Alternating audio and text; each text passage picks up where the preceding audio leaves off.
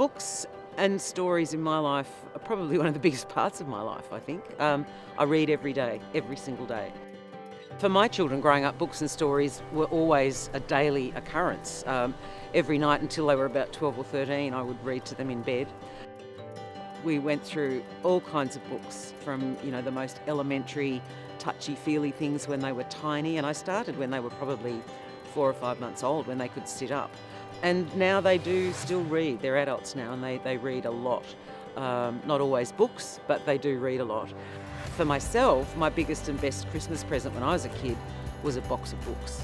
And I'd normally read them by New Year and it was back to the library, but that was the thing I most looked forward to. And I just love the escapism of books, the fact that for me as a reader and for my kids as a reader, the listening that's involved in being part of a story is really, really good for your imagination and for just finding peace. I think stories really do help children make sense of the world, whether they're spoken, read, whether they're family sagas, whatever they are. And they also remind kids that they are connected to other people. It's one of the last things they can do that actually stimulates their imaginations actively. It's not a push-button world, it's thoughts, and it's relating to other people in a safe environment, seeing how people test out their boundaries in a safe environment.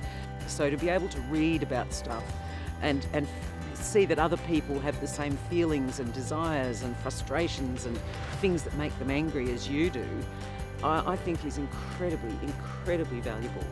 And I remember there's a wonderful book called The Intellectual Life of the British Working Class by a British author called Jonathan Rose. And he describes a herdsman of cows who's exposed to literature for the first time.